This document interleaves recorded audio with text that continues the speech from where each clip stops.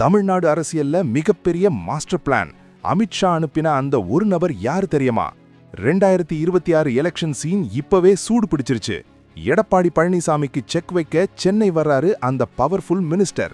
2026 சட்டமன்ற தேர்தல் நெருங்குது. இப்போ டெல்லியில இருந்து ஒரு அதிரடி அறிவிப்பு வந்திருக்கு. மத்திய அமைச்சர் பியூஷ் கோயல் தான் இப்போ தமிழக பாஜக தேர்தல் பொறுப்பாளர். ஆனா இவர் வர்றது திமுகவை எதிர்க்க மட்டும் இல்லங்க, மெயின் டார்கெட்டே கூட்டணி விவகாரம் தான்.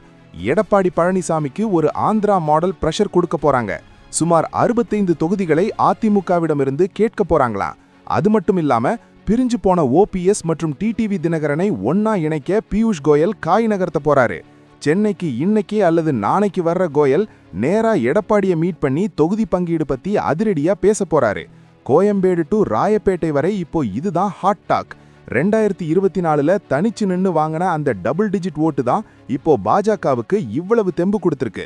ஆந்திராவுல சந்திரபாபு நாயுடு பாஜக கூட்டணி ஜெயிச்ச மாதிரி இங்கேயும் அதே பிளான் தான் அப்படின்னு டெல்லி வட்டாரத்துல பேசுறாங்க. அடடா, இதனால அதிமுகவுக்குள்ள இப்பவே பெரிய விவாதம் கிளம்பிருச்சு. அமித்ஷா போட்ட இந்த கணக்கு தமிழ்நாட்டுல வேலை செய்யுமா?